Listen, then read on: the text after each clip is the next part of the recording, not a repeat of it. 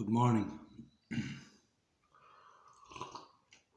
I'm going to say this once more for the people in cheap seats who are a little bit slow in the uptake. This phone is like an extension to your brain. It works in the very same manner as your brain. It takes signals from the electromagnetic spectrum and translates them into images and sounds to which you can conceptualize. And when it goes through the senses, through your ears and your eyes, when it goes through the optic nerve, where does it end up? It ends up in your mind, which, if you understand me, everything is mind. You can begin to understand how this is an extension of your brain and works in the very same manner. And once you understand this, then you can understand that you can't really control what comes in on things like your news feed. Of course, you can turn off your phone, but you can turn off your brain as well. You could always throw away the phone, but you can always limit your access to any information or knowledge. You can stay in your bed all day and you'll be quite limited in your access to knowledge. So, like, I don't really. I'm more a fan of how you use the phone. The very same as how you use your brain, how you use everything. Everything, again, I reiterate this, is how you use it. So, like, in my news feed, you can't. It's the same as you can't control your thoughts. So it's like a thought stream. But my news feed is full of philosophy and memes. Now there is the odd other thing comes in which I have to. It has to be processed. You can't really avoid processing it, but you can scroll past. The very same as letting your thoughts run through. You know what I mean? That would be the same as letting your thoughts run through. So you can manage it in much the same manner as your brain once you actually make a conscious effort to edit your newsfeed. Like, what is your newsfeed full of? Is it full of other people's lives, or is it full of news events which are absolutely outside your control, but you feel require your opinion? You know what I mean? Like world events that absolutely will not affect you whatsoever, or you have absolutely no control over how they'll affect you, but you still impose your opinion upon them. And this causes people a lot of, they distract themselves from their own lives with this news events and shit that's not within their control, but it's only compounding their misery. You know what I mean? Oh, he's a cunt. Oh, look at that. Look, oh, that's terrible. That's terrible. Oh, you know what I mean? It's basically none of your fucking business. You know what I mean? You're just making it your business and imposing your opinion upon it. But how is this serving you? How is this serving you? Do you know what I mean? Yeah. So I was saying about this anyway, and I'll tell you then. So there I was. And into my newsfeed started popping all this MMA content. You know what I mean? John Jones finishing in 2 minutes. John Jones, the GOAT, the greatest of all time. All this and next thing, your man eating the horse meat and all this MMA shit. So I started blocking it out. I started saying, here, snooze that for 30 days, snooze that for 30 days. Because, just that's the easiest way. Rather than blocking them completely, you snooze them for 30 days, snooze them for 30 days. And maybe they'll fuck off and never come back. But it was like playing whack-a-mole. Every time I fucking delete this content, every time I snooze this channel for 30 days, another one was popping up, like whack-a-mole, whacking that one down, another one popping up. That's like PTSD, isn't it? You know what I mean? You block it, you say, not dealing with that, block that, and it stays popping up, So in the very same manner, this MMA content stayed popping up. And eventually yesterday I had enough. I said, Jesus Christ, when are you going to get the message that I don't want to see this shit? And I said, it's just Panama circumstances. Panama circumstances, I said. It serves no purpose only to distract and appease the masses. And then the reply came. He said, listen here, you little ignoramus. Ignorance is the greatest oppressor of virtue. Stop with your Panama circumstances and start asking yourself why it's popping up in your newsfeed. So I did. I said, why is it popping up in my newsfeed? Sport brings people together from every walk of life.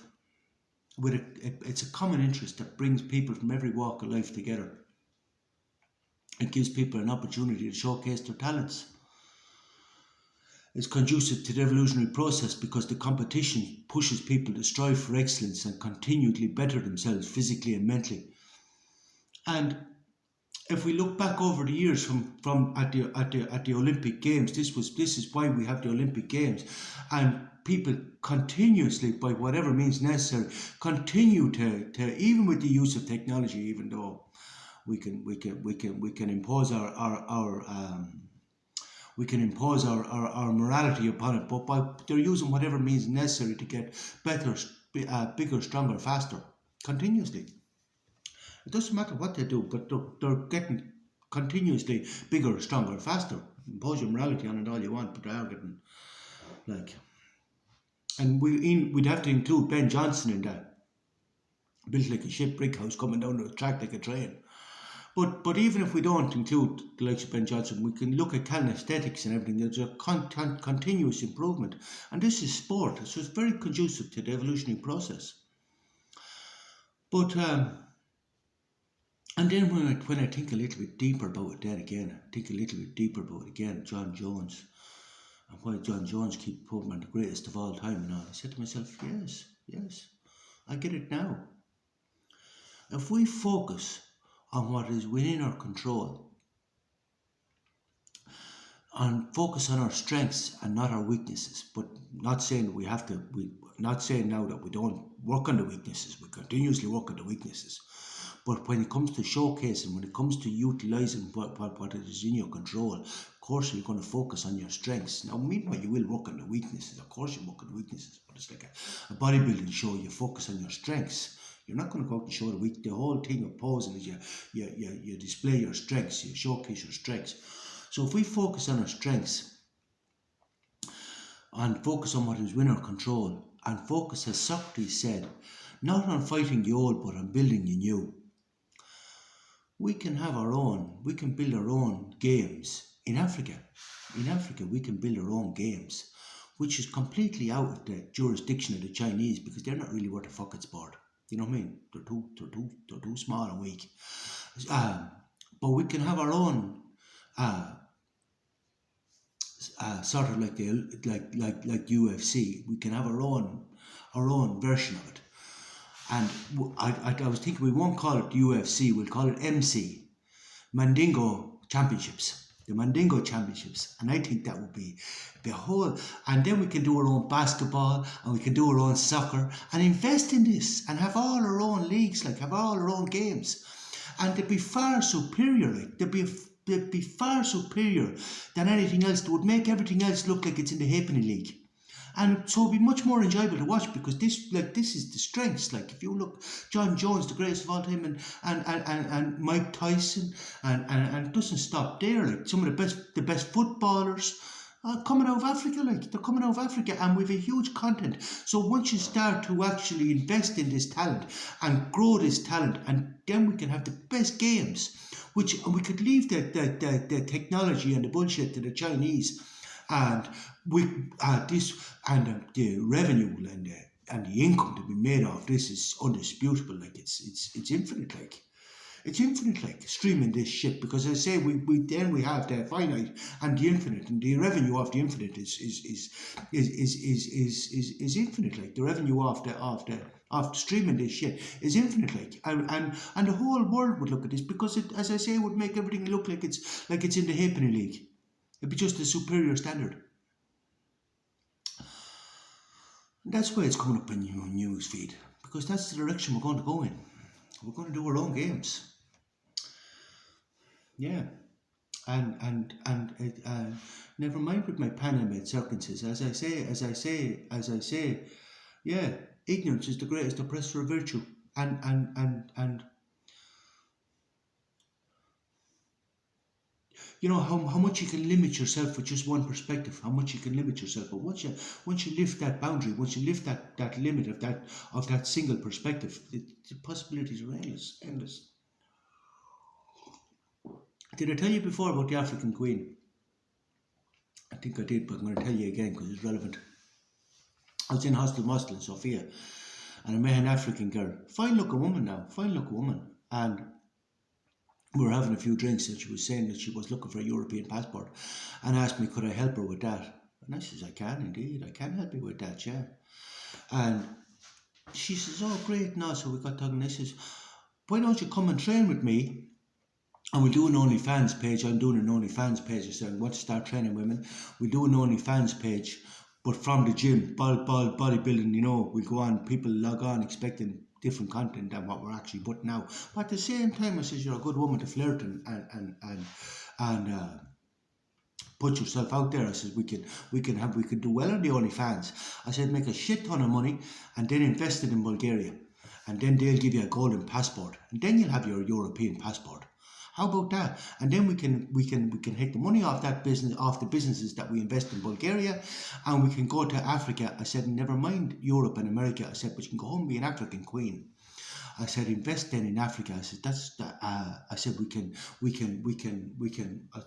I was sitting in the company of some people who well diggers as well, and we were saying that we could re-irrigate land. I said, dry land, that's what the Mormons did. And we can build cities and ranches and everything, and farm animals humanely on all this really fertile land. Once we irrigate, it'll be really fertile land. Just take back the land, much the same as the Dutch did with the sea, but take it back from nature, but we're not taking it back from nature, we're improving it, if you know what I'm saying. But you know what I mean, like we can irrigate the land. But then we had another few drinks, and she liked the idea, like, so she started to get into the whole idea. She started doing a few lap dances and all the rest. There's a photo of her on YouTube, on a channel with the same name, Dave the Philosopher. If anyone, but there's a photo of her doing the lap dances on New Hive. Dave the Philosopher. I didn't bother my arse rooting them out, but that's where they are if you want to have see her. But she started doing a few lap dances anyway. So there she was anyway, doing the lap dances. She comes up to me doing the lap dance, and I says, I'm going to tell you now, missus, I said, if you want to throw that ass about, I says, I would advise you to go and build it first. Well, she flew into her rage. And she started speaking in her own language, but she shouted at me and all. And I don't know what she was saying because I couldn't understand the language. But I'm fairly certain there was a good few fucks in it. And then I was saying back to her, is this your best response? Is this your best response?